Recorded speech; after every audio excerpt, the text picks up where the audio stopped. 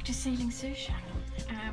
This week's video, well, this video has come in very late. We've had a couple of months without releasing a video, so we've had a couple of different reasons, probably a little bit of COVID malaise, not being overly motivated, but apart from that we have also been very involved with fostering a whole bunch of little kittens. These are numbers probably 18 and 19 that we've had come through in the last couple of months. I'll get into that more in detail later. You'll have a lot of noise in the background today. It's because we have quite a wind blowing outside and it's really making the sea very choppy, and this is what we live with when the sea is choppy. So it's just another aspect of our lives that you get to see. Normally I wouldn't do a video with this kind of background noise, but it all pertains to the video this week. In this week's video I've gone into moorings and everything mooring related. So I show for our non-sailing followers, explain what a mooring is, how it's made up, but most importantly the importance of a good mooring when bad weather blows through.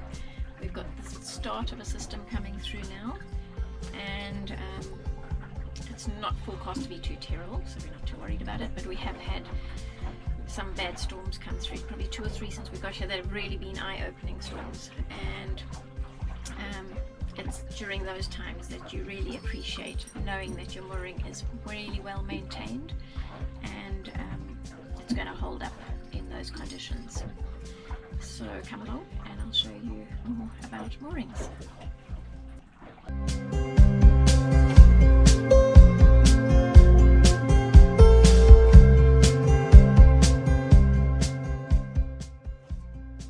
So for our non-yachting friends, I thought I should explain what a mooring and a mooring field is.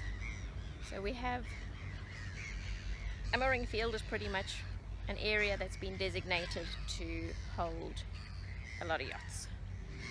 The Saldanha Bay Yacht Club is in the bay here. You can see we're pretty protected by the land around us.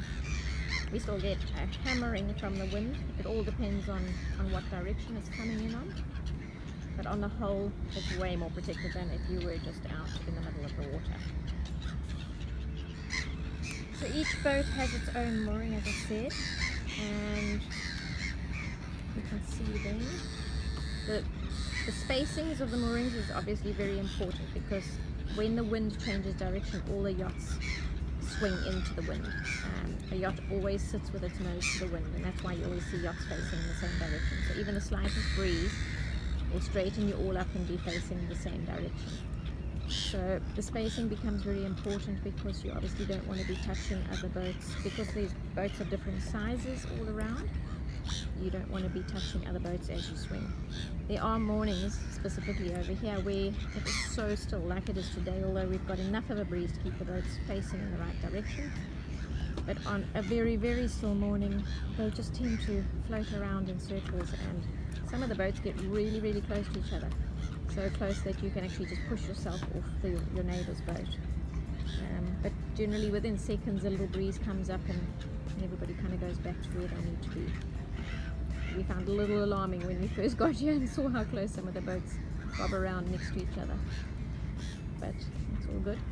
So the spacing is obviously very important when they're setting the moorings in place. So here's a bit of an example of when the wind's not blowing, look at the glassy water, beautiful. Now the boats tend to start pointing in different directions and the wind isn't here to line them all up. So you've got those two going in different directions there. The grey boat across here is pointing this way. It's not as pronounced as it can get, but it does, when they do start turning all in different directions, that's when they start getting quite close to each other. You can see those two there, relatively close. It's interesting to see what happens when there isn't a wind blowing. So I'll show you our mooring up close. We have, at the moment we have one of our fenders being used as a buoy because the drum that we had has got filled with water and it's sunk. So we just put this on temporarily. We're just waiting for a new buoy to come in. So you have your side strops which attach to your boat, as you can see here. Robin is always super cautious, so we've got backups for the backups in case, because you always worry that your line might fail.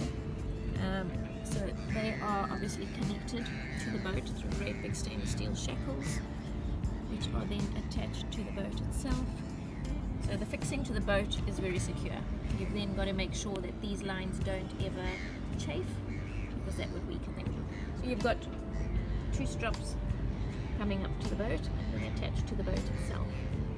And you've got your buoy, which goes down to your top tackle, your top line that goes down to your intermediate chain. So this is where the maintenance comes in. These things are lying in the water permanently, obviously. And as you can see, there's already a lot of growth on these lines. We had this mooring was cleaned, I would imagine, about 2 months ago. And after it was cleaned, it was as clean as that. So within 2 months, we've got all that mussel growth and barnacles and all sorts.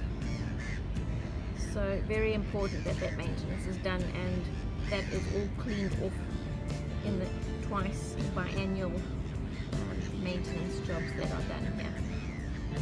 The water's a little bit clear today that you can see where they join and then go down to the ground tackle. So that in a nutshell is a mooring. So the strop comes up. Okay, so this is just the marker for the strops when you pick But now up. for people who don't understand, let's just see it properly. Pull it out. So that's a buoy that floats on top of the water. So when you come back from sailing, you've got a long hook and you hook that out and pull up this line, which is pretty much just lying in the water when it's not being used. And you pull it up and it goes onto your boat. We've got about 3 other fixing points through there. 2 soft shackles on here. So we've got 2 soft shackles, and then just an emergency, if anything happens with that, just an emergency onto our cleats on our cross beam. Okay, so that goes across. Just because we're a bit paranoid about it. To here. Robin is super paranoid about the wind we get here, and if you think about it, your boat is being held in place by this setup, which on a day like today, not a problem at all. But when you've got 30 and 40 knot winds blowing through, 58 though. yeah, 58 knots the other day, we do get a little nervous about how well we're holding on. So that's why Robin's got multiple fixing points there. His theory is there's never too many. At least that way, if something is chafing or has a problem, you've got other backups. If anything fails here, if any of this pin fails or these soft shackles fail, they shouldn't, but in case it does, you've got this as a backup onto here. So that goes across to that cleat. You've actually got 3 fixing points on here. 3 fixing. Well, it's actually 4, because you've got your original, and you've got your 2 soft shackles, and then this one. We're kind of the family of overkill most of the time, but we sleep better at night when the wind is howling. So that's a mooring field on a really pretty day.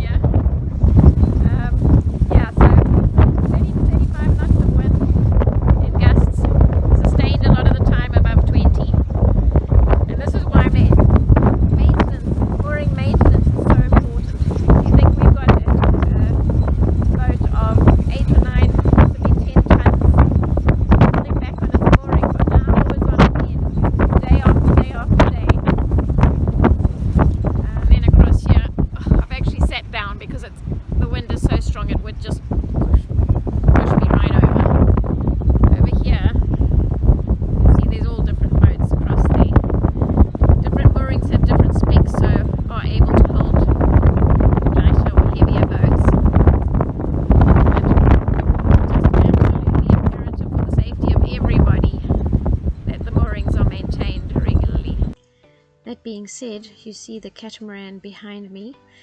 That broke off its mooring just the other day. Even with the very good program that they have here on mooring maintenance, it seems the line that runs from the water surface down to the first section of chain somehow frayed through. They think maybe that there were barnacles in it, and with it being twisted around, it was very twisted, which it shouldn't really have been. Could have chafed through the line, so it broke off. Luckily it happened during the day, and somebody saw the boat floating off, and they managed to get a big workboat out to save it and put it back onto another mooring.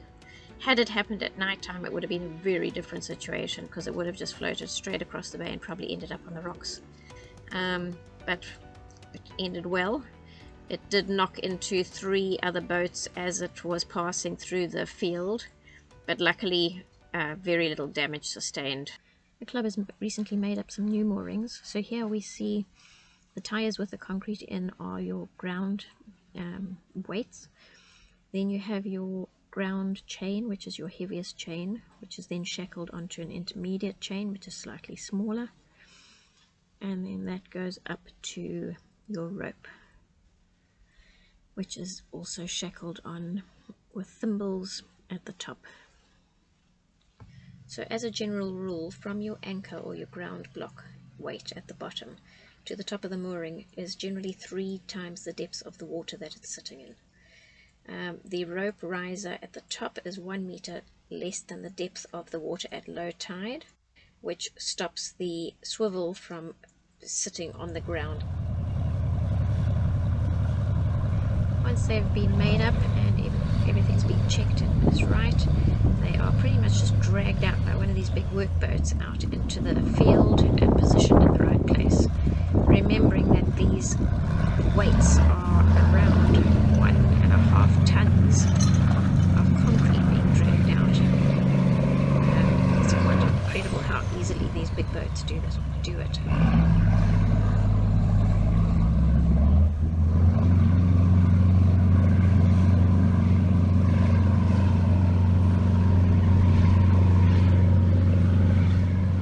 Getting back to the maintenance, the club has a barge that has a dive compressor on it and a big winch. The winch is used for winching up the ground tackle, making it possible for the diver to see the entire chain set up during the inspection. The operator on the barge lets out the line, which has a hook on the end. The diver takes that down and hooks it into the area between the intermediate and the ground tackle. It's then winched back up, raising the chain off of the ground to give him a better view of everything and be able to do all the measurements that are required.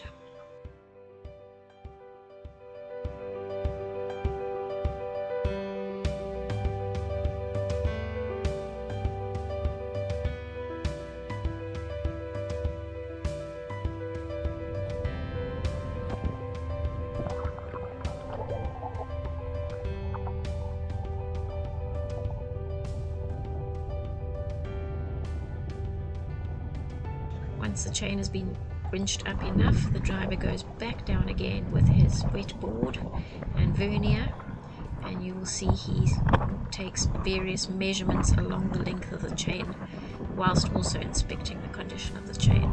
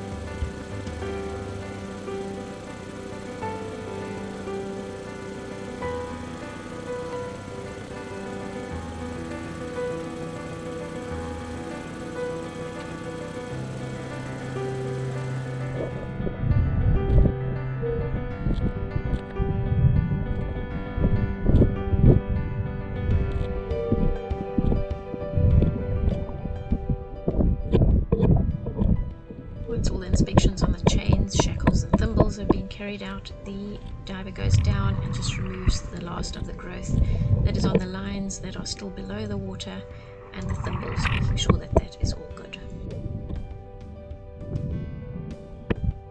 Finally, the diver goes back down to the bottom with his own camera, and he documents the condition of the chain all the way from the anchor point to the top of the mooring.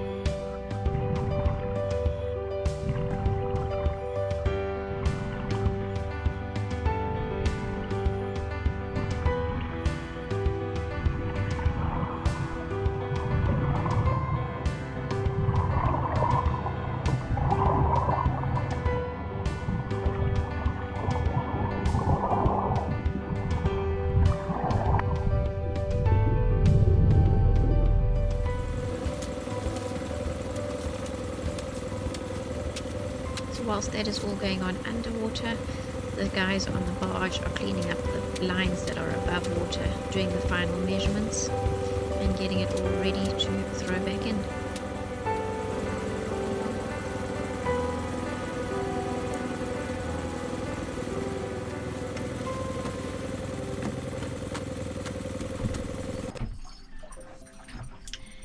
As I was saying earlier in the video, we have gotten very involved with fostering kittens in the last couple of months. I have mentioned it in videos before that we have 30 years of experience in fostering animals, mostly wild animals, when we still lived in Natal. Everything from little buck, a lot of monkeys, a lot of mongoose, which are all endemic to the area that we lived in, a lot of birds, from everything from tiny little garden birds to a beautiful crowned eagle. We had a stork once, which was amazing. So lots and lots of experience, and I just felt with being stuck here for these months that weren't expected, that we needed some soul upliftment. So I put my name down with the Langebaan Animal Care Group. Was very upfront from the very beginning that we lived on a yacht, but just thought I'm going to put it out there, and if the universe needs help, then I'm here. And I was told them that we lived on a yacht, and for that reason I could possibly only foster kittens, and only for as long as it was safe for them to be on the yacht. So I made it clear that I had experience with bottle feeding babies, and I know that with any animal rescue that's quite an important phase of animal foster. So I told them that I would be able to do it, and gee, we were inundated. It's been raining kittens here in Langebaan and Saldanha area for the last couple of months. And looking at the animal rescue sites that I follow on Facebook and such like, it seems to be countrywide. So we started off, our first batch were 8 kittens, and I'm happy to say that all the kittens that have come through have been very successfully homed through the animal care. So it's all done with home checks, and they are going to all be sterilized, so we won't have the problem of more kittens from these ones. So very chuffed. It's been a long haul. It's been quite difficult fostering kittens on a boat. It's a relatively small space. They're generally not overly healthy when you get them because they are from disadvantaged areas, generally the rescues. So we've had ups and downs. We've lost one to pneumonia in that time, and another one had moved on to another foster mom because they needed veterinary care, and during that time a little Snowball passed away as well. He just seemed to be one of those failure to thrive type of babies. But apart from that, we have come through it. Like I say, probably, I must look back at my photos, I've lost track, about 18, 19, possibly 20 kittens in the last couple of months. These will be sadly our last group of kittens that we're going to take in because it has just gotten too cold on the boat. Baby kittens can't keep their body temperature moderated themselves for about 6 weeks, 4 to 6 weeks. So it's really important that they're kept warm, which at sleep time is fine because you put them in a box with a hot water bottle and they're fine. But whilst they're up and playing and running around, we can't run heaters and things like that on the boat on our existing solar system, so it's just not going to be conducive to having very small kittens. I think Cleo also needs a break. She's been very good. She's slowly but surely come around to having kittens on the boat. She chooses not to interact with them, but I think it would also be nice for her to just have her own space back. Work-wise, we haven't been doing an awful lot of work because we have every entrance, well, the big entrance through the boat is always closed. When they're very small, we have the staircases closed off because of them falling down the stairs. So it's been a real lifestyle change in the time that we've had them, but wouldn't change it for the world. But it's time for a change, so I've told Langbaan Animal Care that I'm open to take them in an absolute emergency for a short while, but preferably not for a little while, through winter anyway. So in my next video I will cover more about the time we had with the kittens, for those people who enjoy animal rescue, a little bit more about Langbaan Animal Care because they really need the help and exposure. They're building a new sanctuary, so I'd like to help with that. But in the meantime, I hope you enjoyed the video about moorings, and we'll see you again with another video soon.